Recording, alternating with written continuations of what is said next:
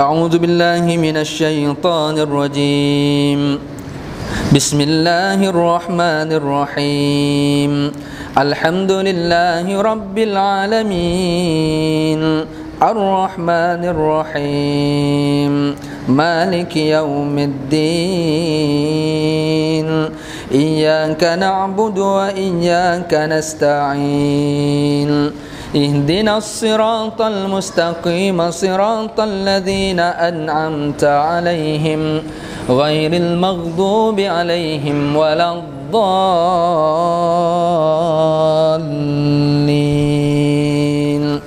آمين. Alhamdulillah, pertamanya kita merafak syukur kehadrat Allah Subhanahu wa taala.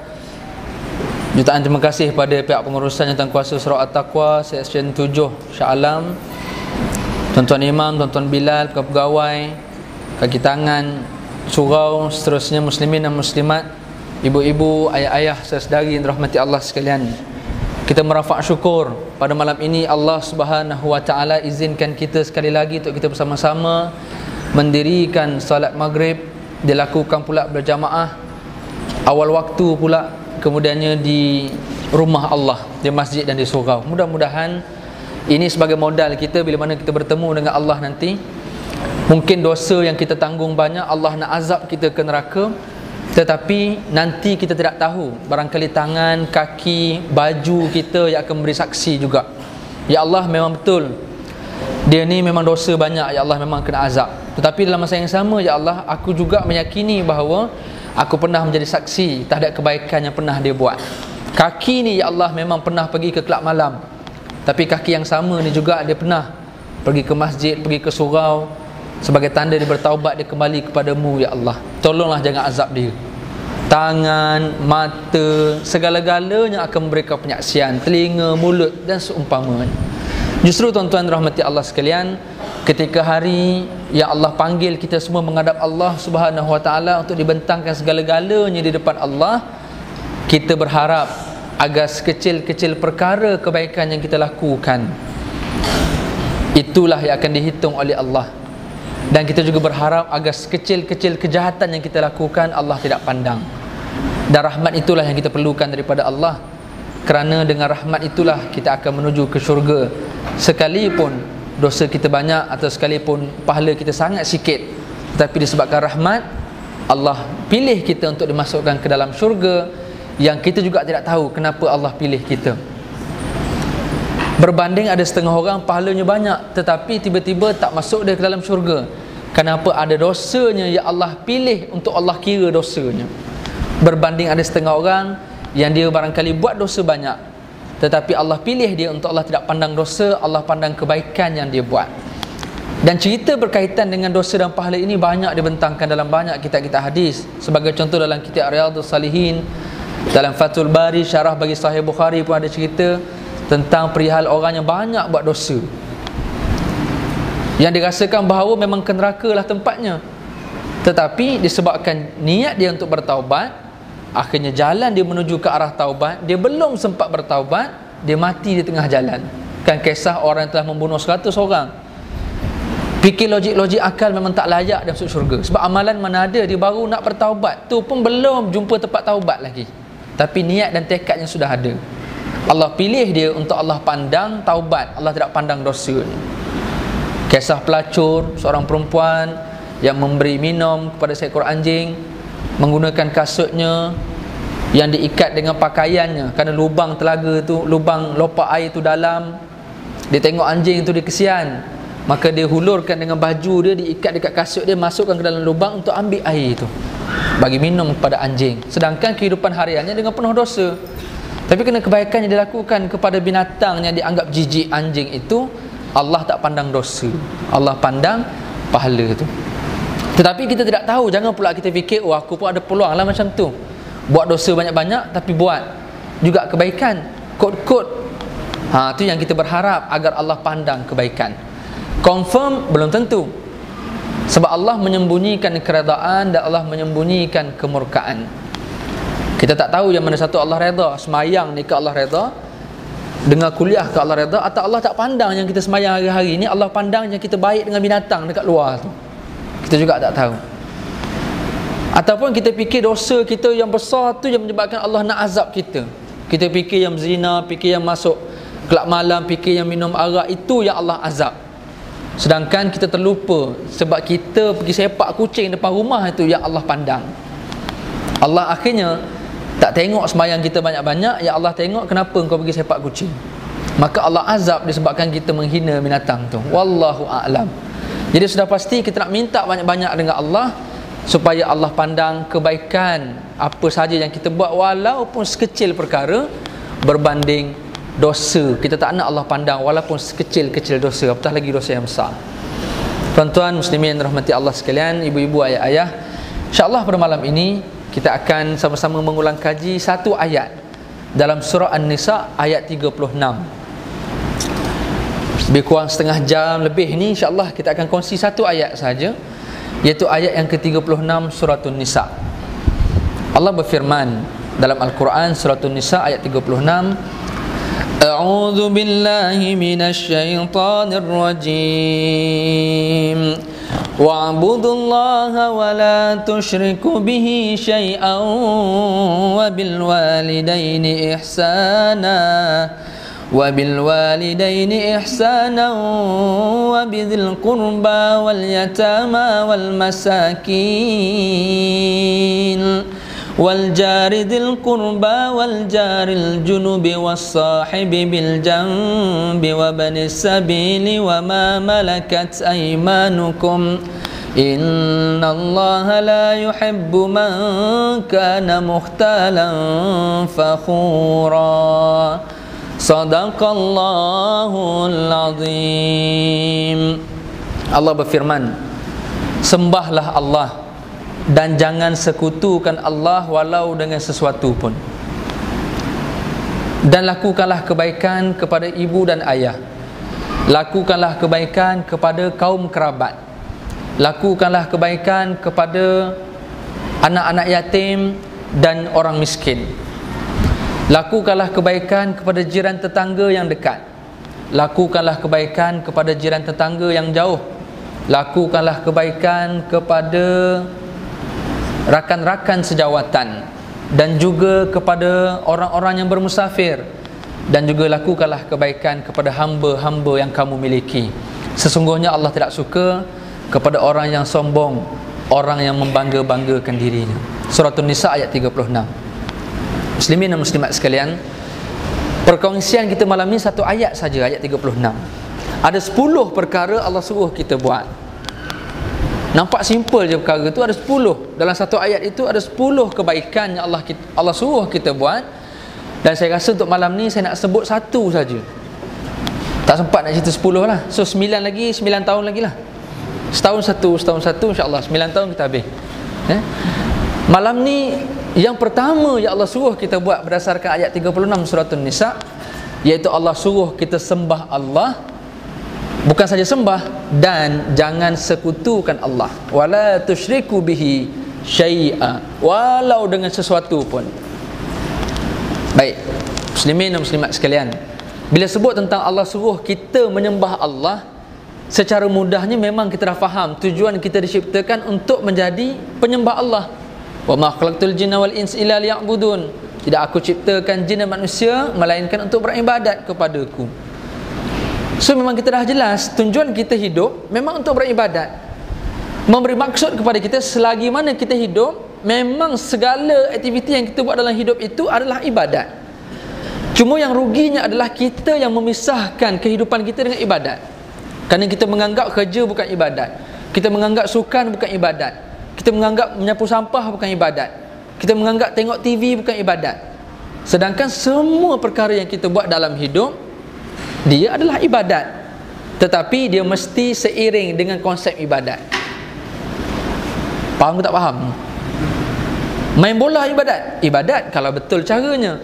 Bersukan ibadat? Renang ibadat ustaz? Ibadat kalau bukan pakai bikini. Itu maksudnya kan? Apa? Bekerja kalau kerja yang betul. Apa lagi? Makan dengan cara yang betul. Bercakap dengan cara yang betul. Semuanya dikira sebagai ibadat. Sebab Allah dah kata jelas, tidak aku ciptakan jin dan manusia melainkan untuk beribadat. Memberi maksud selagi kita hidup, memang kita beribadat kepada Allah. Jadi mengapakah kita nak mengasingkan kehidupan kita dengan ibadat? Kerana orang menganggap, oh ini bukan ibadat. Yang orang nampak semayang, puasa, zakat, haji, itu ibadat, kan? Dia menganggap kerjanya bukan ibadat. Oh, rugilah dia. Tak? Nanti nak masuk Ramadan, dia akhirnya bila bulan Ramadan dia kerja tak nak betul-betul sebab dia fikir ibadat. Jadi seolah dia telah mengasingkan kerja dengan ibadat. Rugi. Dia menganggap, oh untunglah supaya jadi imam masjid, imam surau, ibadatnya sebagai pekerjaan. Kan kerjanya jadi imam, Allahu Akbar, masuk duit dalam akaun dia. Untunglah dia ustaz. Siapa kata imam saja untung? Penyapu sampah pun jadi untung, tukang angkat sampah pun untung, cuci toilet untung. Asalkan apa yang dilakukan itu Allah redha, Nabi redha, itu namanya ibadat. Setuju atau tak setuju? Kalau tak setuju, kita jumpa kat parking. So maknanya kehidupan kita memang ibadat. Justru bila Allah kata wa'budullah wa la tusyriku bihi syai'a, sembahlah Allah. Okey, so betul, kita pun dah menyembah Allah dengan semayang, dengan zakat, dengan haji, dengan kerja elok-elok, dengan cakap elok-elok, berpakaian elok-elok, buat segala benda yang Allah suka. So kita ibadat, betul dah tu. Tapi Allah kata wala tusyriku bihi syai'a, dan di samping ibadat kamu itu jangan kamu sekutukan Allah walau dengan sesuatu pun. Apa maksudnya? Maksudnya di sebalik ibadat itu ada beberapa elemen yang kita kena hati-hati. Takut kita mempersekutukan Allah di sebalik kita duk buat ibadat hari-hari. Berarti sepanjang hidup kita ni memang kita berbakti kepada Allah kalau kita buat baik. Tapi Allah dah tahu dah di sebalik kamu buat baik tu ada perkara yang kamu boleh nak sekutukan aku. Maka sebab itu aku ingatkan kamu dalam ayat 36, la tusyriku bihi syai'a. Jangan kamu sekutukan aku walau dengan sesuatu pun. Berarti di sebalik penyembah-penyembah Allah, di sebalik ahli-ahli ibadat itu, mereka berpotensi untuk melakukan syirik kepada Allah. Sebab itu Allah combine ayat la tusyriku bihi syai'a dengan ayat wa'budullah. Kerana penyembah-penyembah Allah lah yang ada potensi melakukan syirik. Orang yang tak menyembah Allah, yang engkar kepada Allah, mereka tu kafir, bukan syirik lagi dah. Dia engkar terus, dia kufur terus kepada Allah. Berarti dia tak perlu minta dengan Allah, dia minta terus kepada benda lain. Tetapi bagi ahli ibadat, dia minta kepada Allah. Tapi ada ketikanya dia melakukan syirik kepada Allah, berarti dia minta pula kepada benda lain selain daripada Allah. Contoh, berapa ramai orang yang semayang, yang pergi haji, pergi umrah, bila dia sakit, jenuh dah pergi mengubat sana, tak jadi, jumpa Tok Guru tak jadi, jumpa Tok Bomo tak jadi, jumpa segala orang jumpa tak jadi, dapat recommendation pergi jumpa Pak Long tu. Kan, jumpa Pak Long tu, nampak ramai orang sembuh dengan dia. Dia pun pergi. Dalam keadaan tak kenal siapa Pak Long tu, tapi kena testimoni banyak, pergi. Jumpa-jumpa tengok Pak Long pakai lain macam, dengan terkolok, dengan teropong, apa segala benda macam-macam. Dan kebetulan Pak Long tu boleh cerita masalah dia. Kebetulan Pak Long tu tahu masalah dia, Pak Long tu boleh psycho dia macam-macam, akhirnya dia percaya cakap Pak Long tu. Kan? Allah, Nabi sebut dalam satu hadis, Nabi kata man ataka hinan fasaddiquhu bima yaqul lam tuqbal salatahu 40 yawman atau kama qala Rasulullah sallallahu alaihi wasallam. Nabi kata apa? Barang siapa yang mendatangi kahin, siapa-siapa yang pergi jumpa tukang-tukang ramal, tukang-tukang tilik, tukang-tukang orang yang jenis boleh tahu benda-benda yang orang tak tahu ni, fasaddiquhu bima yaqul, kemudian dia membenarkan apa yang orang tu cakap. Orang tu cakap dia mengiyakan, dia setuju, lam tuqbal salatahu 40 yauman, tidak diterima solatnya 40 hari. Memberi maksud perkara ini berlaku pada ahli ibadat, sebab tu tak diterima solat. Berarti orang yang solat itu ada melakukan perkara ni, sebab tu Nabi sebut. Berarti syirik itu berlaku di kalangan ahli ibadah. Itu satu contoh. Kan, berapa ramai lagi ahli ibadat yang pakai tangkal contoh. Dia dapat cucu. Dalam tempoh 40 hari waktu pantang tu, cucu duk menangis tengah malam. Dia pun duk ingat tok nenek moyang buat apa, pergi ambil benang hitam, pergi ikat, simpul ikat. Ikat dekat tangan, dekat tengkuk tu, diam budak tu. Tak menangis tengah malam. Kita yang jadi menantu ni duk datang mengaji surah At-Taqwa, tapi dapat mentua buat, tak beranilah potong. Biar dulu. Dalam hati kata, hari tu ustaz sebut ni, tapi nak potong takut pak mentua marah. Biar. Elok, kebetulan budak tu okey, tak menangis, seronok dia. Balik rumah, pak mentua tak ada, dia pun potong. Potong-potong, nangis budak tu balik. Pakai balik dia. Dia panggil tamimah, tangkal. Man wakala tamimatan fala atammallahu lah, Nabi kata. Barang siapa yang menggantungkan tangkal, Allah tidak akan menyempurnakan apa yang dia nak. Berarti itu juga boleh melakukan syirik, kerana akhirnya kepercayaan penyembuh itu bukan lagi kepada Allah, dia percaya kepada benda tu. Kan bahaya tu. Dan dianya berlaku kepada ahli ibadat. Walaupun ulama ada khilaf tentang bab tangkal. Sebagai contoh, ada beberapa pandangan ulama yang mengatakan tangkal menggunakan ayat Al-Quran itu diharuskan. Tapi jumhur, berarti majoriti, pandangan yang lebih banyak berbanding minoriti itu, dia kata sekalipun menggunakan ayat Al-Quran maka tidak dibenarkan, kerana ditakuti ayat itu dicemari. Berarti dipakai ayat Quran tu, tapi dia masuk tempat-tempat yang tak patut. Sebagai contoh, ada orang dia letak dekat kereta, kan, apa, stiker ayat kursi kat belakang tu contoh.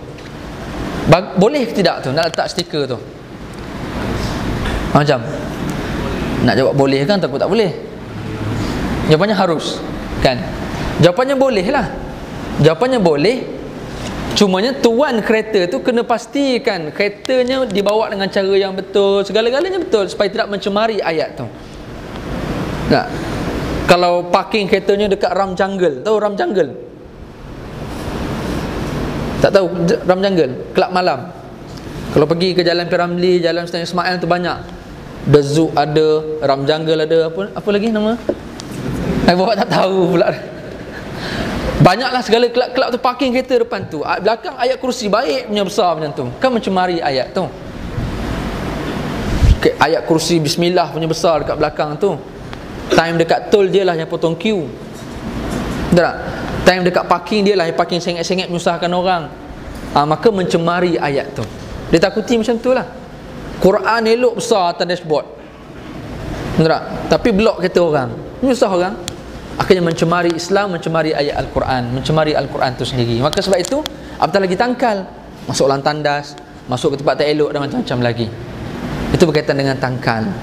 So tangkal itu pun sebenarnya boleh mengundang syirik, kerana akhirnya kepercayaan penyembuhan itu tidak lagi kepada Allah. Yang diminta dalam sembahyang, iyyaka na'budu wa iyyaka nasta'in, hanya kepada Engkau kami sembah, hanya kepada Engkau kami minta tolong. Tapi bila time sakit, dia terlupa dah yang minta tolong itu kepada Allah, tapi dia dah fikir tangkal terus. Tak? Even kalau para doktor sekalipun perlu berhati-hati ketika bercakap kadang-kadang. Kadang-kadang dia marah sakit, kan? Makcik, kalau makcik ikut betul ubat ni sehari 30 biji, pagi 30 biji, petang 30 biji, malam 30 biji, insya-Allah makcik sembuh. Ada kau orang 30 biji. Kalau penyakitnya banyak, insya-Allah lah 30 biji sekali makan, insya-Allah sembuh makcik. Berarti dia ada mengaitkan insya-Allah tu, Allah yang menyembuh. InsyaAllah kita ikhtiar makcik, kita makan ni ikut jadualnya, insya-Allah sembuh penyakit, kan? Tapi ada setengah, kalau tidak, setengah para doktor kalau tidak menjaga perkataannya, akhirnya dia telah ubah yang menyembuh itu adalah ubat, bukan lagi kepada Allah. Sedangkan Asy-Syafi yang penyembuh itu adalah Allah, bukan ubat.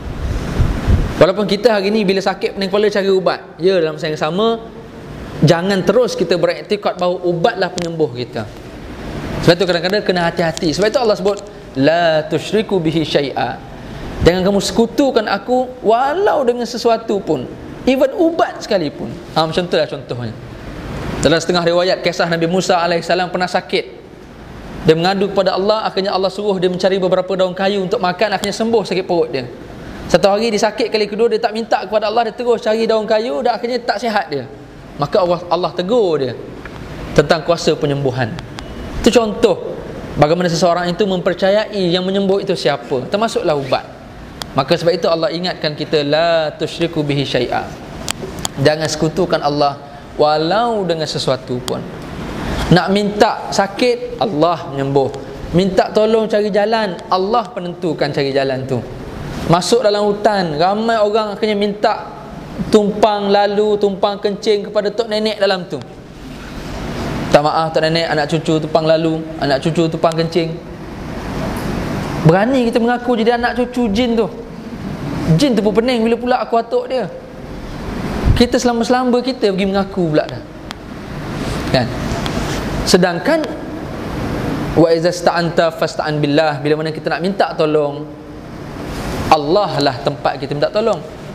Nabi ajar kita a'udzu bikalimatillahi tammati min syarri ma khalaq. Nabi ajar kita kan masuk ke tempat-tempat yang banyak binatang buas, banyak makhluk-makhluk lain, baca a'udzu bikalimatillahi tammat. Aku berlindung dengan kalimat yang sempurna, dengan kalimah Allah, min syarri ma khalaq, daripada kejahatan yang diciptakan makhluk-makhluknya, binatang buas ke segala-gala. Dalam setengah pandangan beberapa ulama dia ajar kita, bila pergi ke tempat yang banyak binatang buas, baca ayat salamun ala nuhin fil alamin. Sejahteralah ke atas Nabi Nuh pada sekalian alam. Kisah bahtera Nabi Nuh. Binatang buas, segala binatang yang naik sekali dalam bahtera Nabi Nuh, mereka jadi aman dalam tu. Mereka ingat sejarah lampau dia dengan Nabi Nuh dalam peristiwa banjir besar tu. Bagaimana kambing duduk relax di sebelah rimau, rimau tak makan. Jadi binatang-binatang buas tu bila dengar perkataan Nabi Nuh, dia ingat sejarah lampau. Tu setengah pandangan ulama. Kan kalau orang tua, orang tok guru kata apa, bila masuk dalam hutan, bila jumpa ditakdirkan jumpa rimau, tenung mata dia, baca salamun ala nuhin fil alamin. Kemudiannya berundur perlahan, cabut. Kalau rimau tu tak cabut, kita cabut. Kalau tak, kepala tercabut. Baca perlahan, ya. Tak payah hembus, terkejut rimau tu, hilang kepala kita. Tak payah hembus kuat-kuat, tak payah, ya. Baca salamun ala nuhin fil alamin. Binatang buas dengar perkataan Nabi Nuh, dia ingat sejarah lampau. Begitu juga bila berhadapan dengan jin, dia ajar kepada kita salamun ala Sulaiman fil alamin. Jin ada sejarah lampaunya dengan Nabi Sulaiman alaihi salam. Yang mana Nabi Sulaiman bukan saja mengarahkan angin, bukan saja mampu mengarahkan binatang, malah jin juga tunduk kepada Nabi Sulaiman. Patuh dan taatnya dia kepada Nabi Sulaiman. Bila dengar perkataan Nabi Sulaiman tu, dia ingat balik sejarah lampau dia. Ini yang diajarkan kepada kita. Bukan tok nenek minta maaf nak cucu tupang lalu, bukan. Kerana akhirnya kita minta tolong itu, minta izin itu bukan lagi kepada Allah, minta izin kepada jin. Jadi itu mungkin sekecil-kecil syirik, kan, atau syirik-syirik yang kita tak nampak tapi nilainya besar di sisi Allah, yang kita takut syirik itu mengganggu ibadat kita. Sebab Allah kata wa'budullah, sembah Allah, baguslah kamu semayang, kamu buat macam-macam, bagus. Tapi di masa yang sama, jangan kamu sekutukan aku walau dengan sesuatu pun. Muslimin rahmati Allah Subhanahu wa taala sekalian, kalau kita buka kitab Al-Kabair, kitab dosa-dosa besar, Imam Syamsuddin Az-Zahabi. Imam Az-Zahabi dia buat ada 70 lebih dosa besar. Dosa besar yang pertama dia kata dalam kitab Al-Kabair, kitab dosa besar ni, iaitu asyirku billah. Syirik kepada Allah tu dosa besar yang pertama. Begitu dalam banyak dosa besar, dia nombor satu. Berdasarkan ayat innallah la yughfiru ay yushraka bih wa yaghfiru ma duna dzalika liman yasha. Sesungguhnya Allah tidak akan mengampunkan dosa orang yang melakukan sekutu kepada Allah, yang mensyarikatkan Allah, yang kuasanya sama dengan Allah. Allah tak akan ampun dosa. Dan Allah akan mengampunkan dosa selain daripada dosa syirik. Duna dzalika liman yasha, bagi sesiapa yang Allah suka, Allah kehendaki. Berarti dosa syirik ni besar, walaupun nampak bendanya kecil. Dan Imam Syamsuddin Az-Zahabi dia letak dua perkara, dua pembahagian syirik. Yang pertama dia panggil syirik yang besar, yang kedua dia panggil syirik yang kecil. Besar yang tadi itulah, yang minta tolong selain daripada Allah. Bila semayang bagus dah minta dengan Allah, tapi bila time sakit apa minta tolong dengan benda lain pula. Tak jadi dengan ustaz-ustaz pergi jumpa bawah siam, tak jadi dengan ayat Quran guna tangkal, tak jadi dengan itu guna barang-barang yang dilarang dalam agama, kan, benda-benda khurafat yang dibuat oleh zaman tok nenek moyang masih aman sampai sekarang. Malah zaman moden kita hari ni pun ramai orang yang menggunakan perantaraan sebagai contoh, sebagai tempat bantuan dia. Dia panggil istilah ayahanda ataupun ninda. Nak dengar tu? Dia nak buat projek ni, dapat bisnes, dapat projek atau nak pergi travel mana-mana, dia kena minta izin dulu kepada ayahanda atau ninda dia tu. Orang tu orang biasa. Orang biasa nampak pakai baju macam kita, bawa motor, bawa kereta ni, tapi dia ada beramal, dia ada menyimpan beberapa makhluk-makhluk halus ni. Bila mana kita datang jumpa dia, terus dia bertukar. Daripada bercakap elok, suara elok, cantik macam ni, tukar terus suara dia. Terus berubah keadaannya. Dah tak jadi macam orang sangat, terus dah macam robot, keluar suara pun lain. Akhirnya dia pun sebut satu, akhirnya kita pun tak buat projek tu. Kan? Kita pun tak buat. Macam-macam lah perkara ni berlaku di Kuala Lumpur, di Selangor ni. Berlaku lagi sampai hari ni. Dan yang buat tu pula orang masjid. Berlaku sampai hari ni, tuan-tuan. Termasuk juga rawatan-rawatan hari ni yang kita sakit, tiba-tiba pergi jumpa rawatan-rawatan alternatif. Kita rasa rawatan alternatif sebab mungkin dia keluar TV kot. Tengok ramai orang pergi, kita pun pergi. Dalam keadaan kita tak tengok usul periksa, cara dia merawat, kan, cara dia buat, ayat apa yang dia baca dan seumpamanya. Jadi ini juga kita kena hati-hati. Takut kita menggunakan rawatan yang bukan cara Islam, sekalipun dia bersandarkan, dia kata ini rawatan Islam. Bahaya tuan-tuan. Hari ni ramai orang ambil kesempatan terhadap penyakit-penyakit yang kita ada. Berapa ramai orang hari ni buat magic ketika nak merawat orang. Kita sakit, tengah sakit ni memang banyaklah masalah, dah jumpa orang ramai dah. Tiba-tiba orang recommend pergi jumpa dia tu, ramai orang baik. So minda separuh sedar, psikologi kita telah dikawal. Kebetulan testimoni kata dia dengan ni baik, kebetulan kita pergi pula nampak ramai orang, maka psikologi kita dikawal. Kita pergi jumpa dia pula, dia boleh buat benda-benda yang macam pelik-pelik. Kita yang tengah sakit, psikologi kita dikawal, tuan-tuan. Kita dah lupa dah semayang, kita lupa dah kita punya zikir, lupa dah Quran kita. Yang kita nak, kita sembuh daripada penyakit sebab kita terdesak. Akhirnya dia pun buat magic lah. Dia pegang air, tiba-tiba beku air tu. Dia pun sebut satu-satu kepada kita. Oh Pak Long, Tuan Haji semayang, okey. Dia buat beberapa ayat, yang ayat tu semuanya standard, typical. Bila orang sakit ni sebutlah apa pun, dia akan setuju punya. Kerana minda separuh sedarnya dikawal dari sudut psikologinya. Tambah pula yang mengubat tu watak-watak, buat muka-muka ustaz-ustaz sikit, pakai kopiah sikit. Ini muka pula handsome macam aku ni, cakap baca ayat pula sedap-sedap sikit. Kemudian sebutlah apa saja, orang akan percaya, tuan. Berapa ramai hari ni orang ditipu dalam rawatan-rawatan yang dikatakan rawatan Islam ataupun alternatif. Dia pegang air jadi beku, dia buat beberapa alat, dia letak barang tu terapung. Oh Tuan Haji ni memang ada masalah ni. Biasanya kalau Tuan Haji, kalau makin kritikal, makin tinggi dia naik. Dia boleh sebut benda tu, tuan-tuan, dan saya juga boleh buat. Cuma tak bawalah alat-alat tu, sebab dia kena guna alat lah. Nak bagi beku air macam mana, ada sejenis serbuk. Sambil pegang cawan tu, letak serbuk tu perlahan-lahan, dia kan jadi beku. Tuan-tuan boleh beli barang-barang tu. Nak bagi barang terapung, ada benang lut sinar yang orang magic buat tu, yang sangkut dekat telinga, lekatkan dekat barang tu. Kita gerakkan tangan kita untuk tarik benang tu, barang tu akan terangkat, tuan-tuan. Tuan-tuan nak belajar buat magicnya, pergi ke rumah. Tak payah bawa ayam lah, bawa kereta sebiji, tinggal kereta tu. Kita ajar cara-cara nak buat magic, tuan-tuan. Hari ni berapa ramai orang yang terpengaruh dengan magic tu, di sebalik ayat Al-Quran, di sebalik watak-watak agama, akhirnya dia lupa semayang dia. Ini yang Nabi kata, percaya kepada perkara macam ni, lam tuqbal salatahu arba'ina yauman, 40 hari solat ditolak. Ini syirik besar, tuan-tuan. Dan bila jumpa orang macam ni pula, dia ada 2-3 appointment kali kedua, 40 hari pula hilang. Muslimin yang dirahmati Allah Subhanahu wa taala sekalian, itu syirik besar yang disebut oleh Imam Syamsuddin Az-Zahabi, iaitu dia mensekutukan Allah dalam keadaan dia minta tolong bukan lagi kepada Allah, minta tolong kepada makhluk. Ini kena hati-hati. Yang kedua, kata Imam Syamsuddin Az-Zahabi, syirik kecil. Syirik besar ni yang tadi itulah, semua-semua yang besar-besar tu, ni syirik kecil. Yang Nabi sebutkan dalam satu hadis, iyyakum wasyirkul asghar. Sahabat tanya, wa ma hiya syirkul asghar ya Rasulullah? Hati-hatilah, Nabi kata, dengan syirik kecil. Sahabat tanya, ya Rasulullah, apa benda syirik kecil tu ya Rasulullah? Maka Nabi pun jawab, ar-riya. Riya termasuk dalam kategori syirik, dan syirik itu adalah syirik yang kecil. Begitu termasuklah juga dalam perkara syirik. Kenapa riya termasuk syirik, tuan-tuan? Kerana apa sahaja yang kita buat dalam kehidupan kita ni, tujuan kita buat untuk kita persembahkan kepada Allah. Riak ini apa? Apa sahaja yang kita buat, khususnya benda baik, tujuan kita buat untuk kita persembahkan kepada manusia, kepada makhluk. Itu namanya riak. Jadi sebab itu seolah-olah kita mempersekutukan Allah, itu namanya syirik, tapi dia kecil.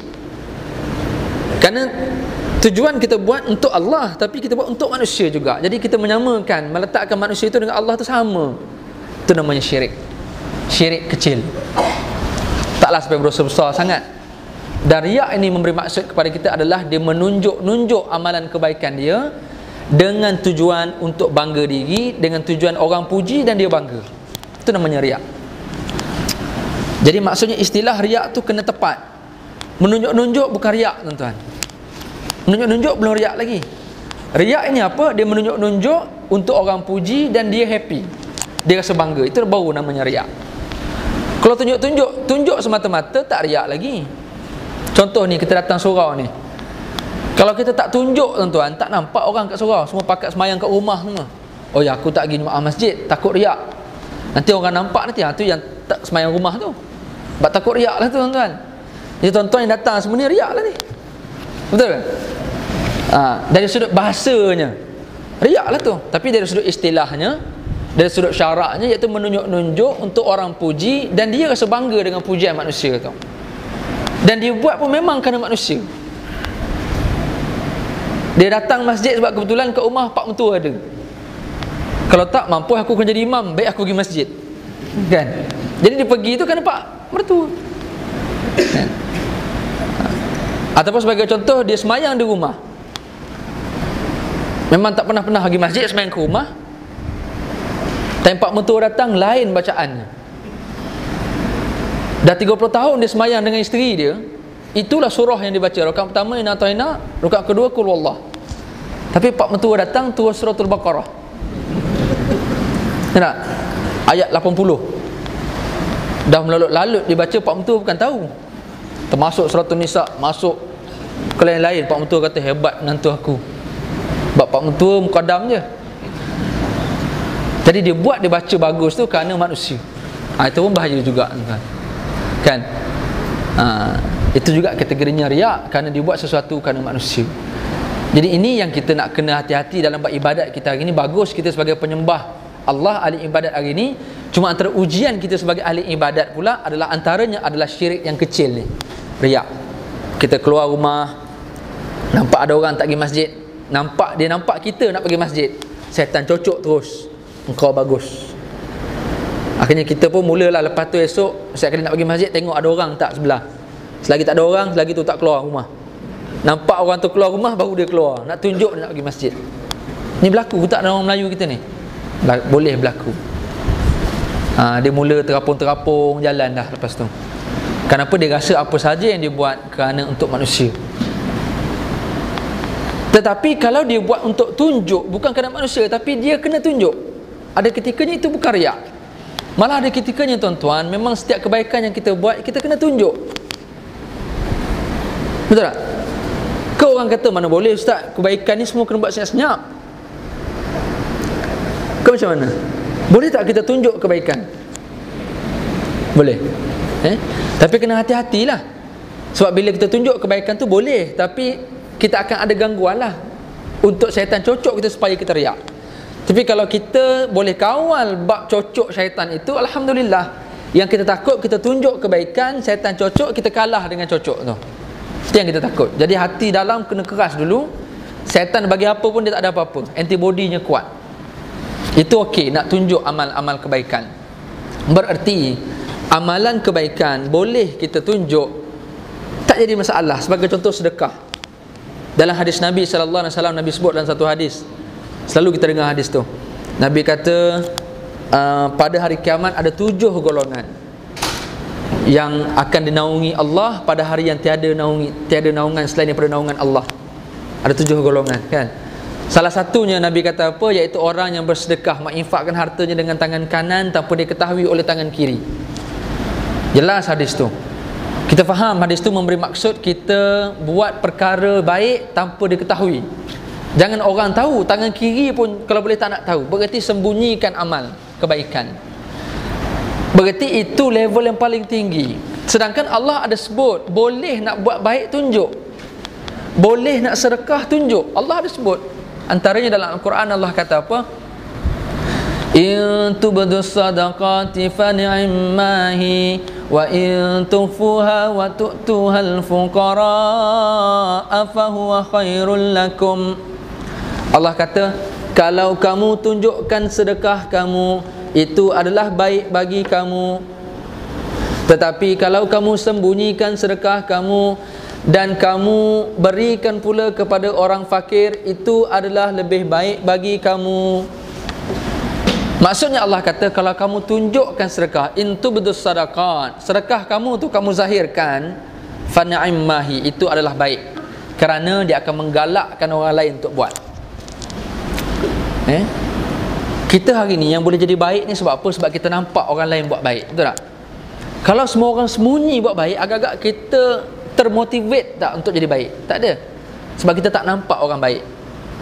Kita pun tak tahu nak buat baik macam mana, sebab tak ada contoh. Jadi bila ada contoh, orang buat, kita rasa nak buat. Betul kan? Kita perasan tak hari Jumaat, kenapa setiap kali kita pergi masjid sembahyang Jumaat ada pisang kat luar? Kita pun komplain, ni apa hal ni, setiap kali Jumaat pisang, Jumaat pisang. Ingat sembahyang Jumaat ni monyet? Dan kita duk fikir orang bagi pisang, tak nak bagi benda lain. Tapi kita terfikir tak siapa yang memulakan letak pisang dekat luar tu, sehingga kan dah hampir beratus tahun dah hari Jumaat ada pisang. Sebab orang terangsang untuk sedekah pisang. Kalau tak ada orang mulakan pisang, agak-agak orang terfikir tak nak letak pisang. Sampai hari ni orang dah set dalam kepala, hari Jumaat aku nak sedekah pisang. Itu lebih baik daripada orang tak sedekah langsung. Kan? Kerana dia nampak ada orang letak pisang. Contohlah kita kata orang yang mula-mula nak buat letak pisang tu, dia senyap-senyap. Dia pergi belakang bonet kereta orang, tengok tak ada orang, dia bagi seorang sebiji. Orang lain pun tak tahu ada benda tu. Rasanya lah, saya rasa hari ni tak ada orang tiru benda tu. Beruntungnya siapa pakcik yang mula-mula letak tu, pahala yang dia dapat sampai sekarang, walaupun dia dah meninggal. Man sanna sunnatal hasanah falahu ajruha wa ajru man amila biha min ghairi ayyan qusa min ujurihim syai', atau kama qala Rasulullah sallallahu alaihi wasallam. Nabi kata, barang siapa yang mempelopori sunnah yang baik, dia buat benda-benda yang baik, dia akan dapat pahala, dan pahala orang yang mengamalkan benda baik yang dia buat, tanpa mengurangi pahala orang tu walau sedikit pun. Dia dah tak buat dah, tapi orang lain tiru apa yang dia buat. Tu untungnya kita tuan-tuan, jadi pioneer dalam benda baik. Jadi hari ni orang dah bagi pisang, okey lah, dia dapat pahala pisang, kita bagilah benda lain. Kita sponsor apa pula? Air ke? Cendol pulut ke? Hari Jumaat kita start pioneer cendol pulut, lepas tu orang lain tiru benda tu, mana tahu kan? Kita pioneer, kita rapat terus. Jumaat ni tengok siapa start, berebut, bergaduh-gaduh kan? Kerana nak jadi pioneer tuan-tuan. InsyaAllah downline banyak nanti kan? Okey, tuan-tuan yang dirahmati Allah Subhanahu Wa Taala sekalian, ada ketikanya buat baik memang kena tunjuk. Dan niatnya bukan untuk bangga, niatnya supaya orang lain buat baik. Contoh, kalau masjid ataupun surau dia anjur buat program bulan puasa, nanti dia bagi sedekah fakir miskin, anak yatim kan. Dia panggil pertubuhan-pertubuhan, NGO anak yatim semua tu datang ke surau. Ini bantuan daripada pihak surau melalui sumbangan anak-anak karya sebagai contoh kepada pertubuhan-pertubuhan kebajikan ni. Orang pun kata, apa nak tunjuk, buat senyap-senyap sudahlah masuk akaun. Siapa kata tak boleh tunjuk? Kerana dengan kita tunjuk tu sebenarnya kita menggalakkan ramai lagi penderma-penderma lain yang tak derma, bila dia tengok, oh rupanya kat Shah Alam ni ada sekolah tahfiz, oh kat Shah Alam ni ada ibu tunggal, akhirnya dia pun terasa, oh ya aku tak bagi.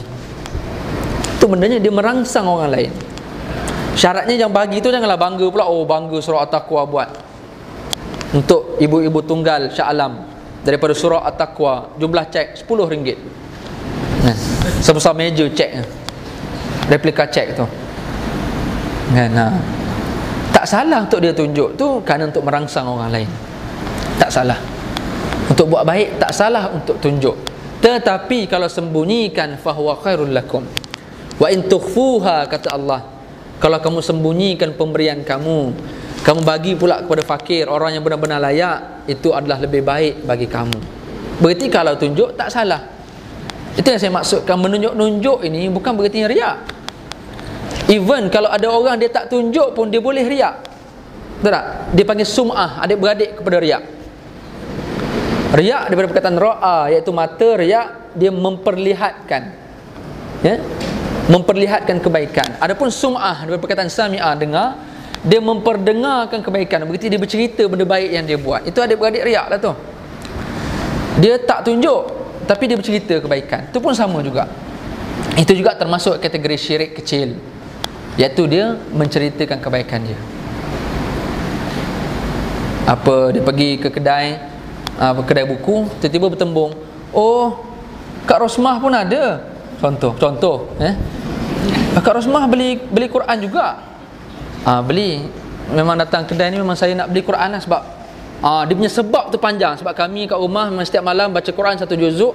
Jadi kami habis ni setahun ni Quran dah jadi lembik.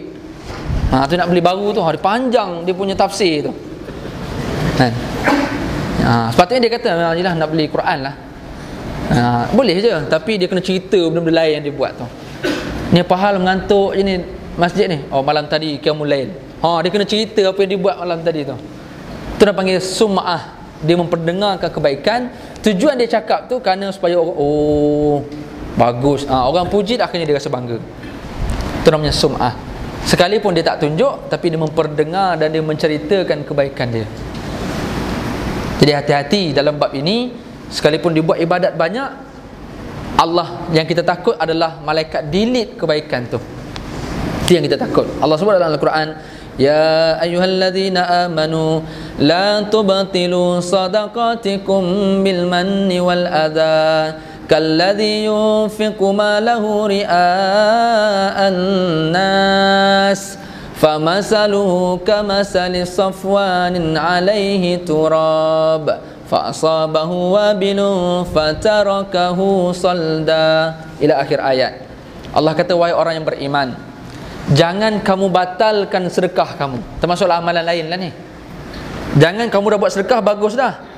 Jangan kamu batalkan pahala sedekah kamu bil manni wal adha, dengan kamu mengungkit-ungkit, dicerita balik, ataupun dia menyakiti hati si penerima tu. Sebab ramai orang bersedekah tapi menyakitkan hati orang. Orang tak sedekah, dia pergi lempar duit, menyakitkan hati tu. Bebek tak payah bagi, ya?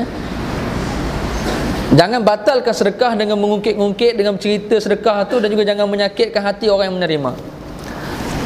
Ataupun jangan buat satu perkara itu dengan riak. Ria'an nas, kerana buat kerana nak tunjuk dekat manusia. Jangan buat benda ni. Amal-amal saleh ini boleh dibatalkan, kata Allah. Dan Allah umpamakan, famasaluhu kamasalis safwanin alaihi turab. Allah umpamakan orang yang riak ataupun sum'ah ini ibarat seketul batu besar yang diliputi oleh tanah di atas tu.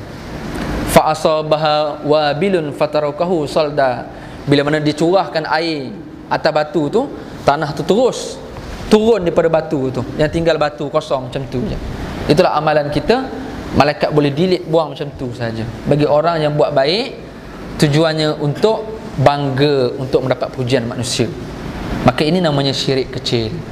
Justru tuan-tuan, bab riak ini risiko kita sebagai ahli ibadat. Mungkin kita tak termasuk kategori orang yang tilik nasib, kategori yang jumpa bomoh. Mungkin kita bukan jenis tu. Tapi takut-takut Allah uji kita di sebalik ibadat kita dengan riak sebagai contoh. Kita tengok orang yang tak datang surau, kita mula rasa kita lagi baik daripada dia. Tu tolong hati-hati. Takut benda-benda macam tu. Syaitan akan kacau kita dalam pelbagai sudut. Itu risiko kita sebagai orang baik-baik. Syaitan akan kacau dalam keadaan-keadaan yang kita nampak benda tu baik, tapi rupanya dia tidak baik di sisi Allah Subhanahu Wa Taala.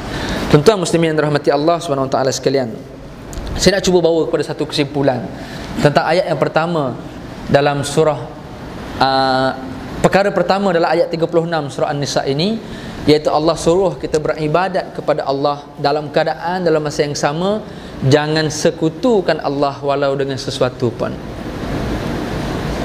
termasuk syirik yang besar atau syirik yang kecil.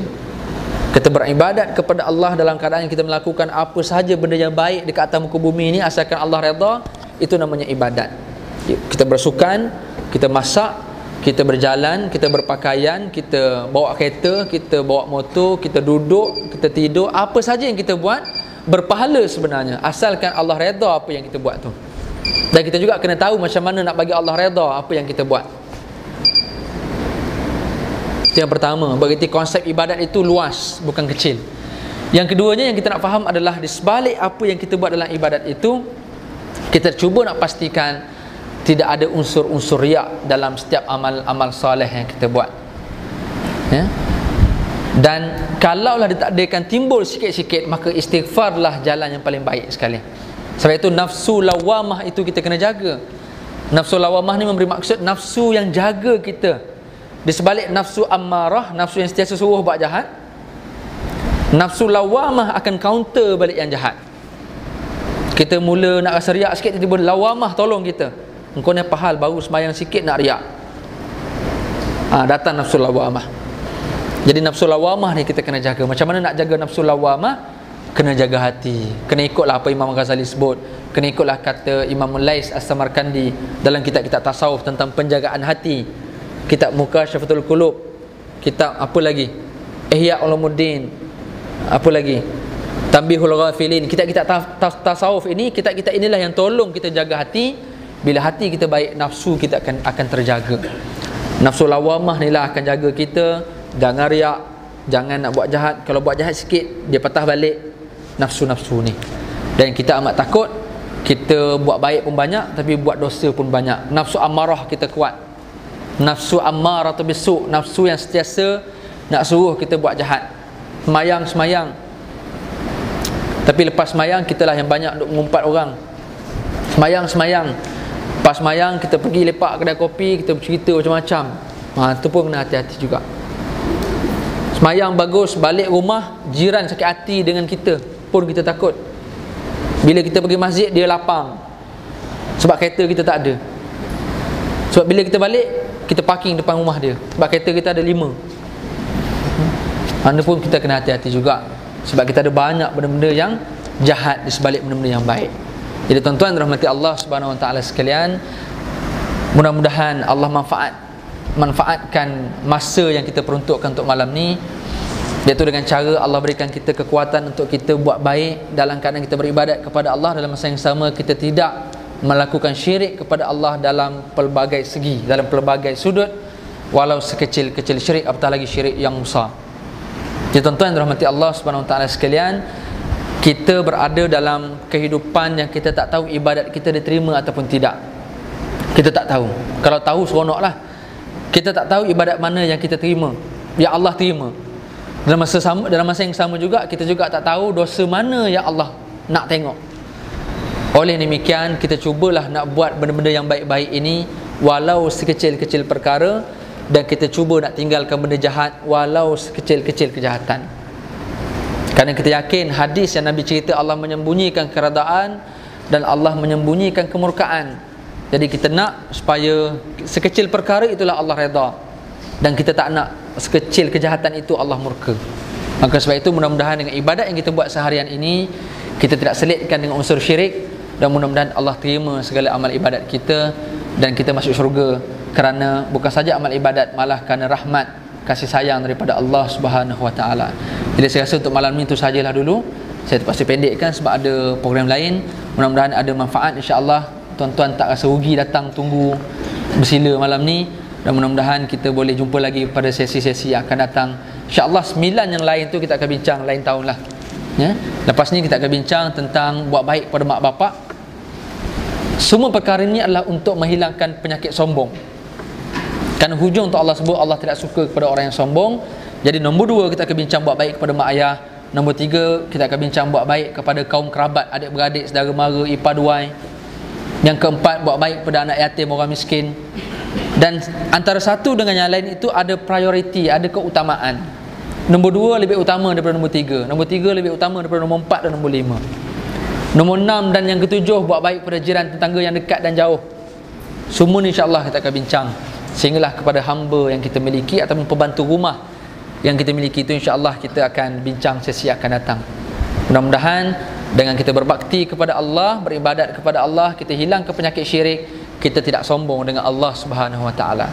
Karena Allah sebut walladzina yastakbiruna an ibadati sayadkhuluna jahannama dakhirin, barang siapa yang sombong daripada beribadat kepadaku, aku akan masukkan dia ke dalam neraka jahanam dalam keadaan penuh kehinaan. Wal a'yazubillah. Aku qouli hadza astaghfirullahal azim. Mohon maaf atas segala kesilapan dan kekurangan. Wabillahi hidayah wa taufik. Assalamualaikum warahmatullahi wabarakatuh.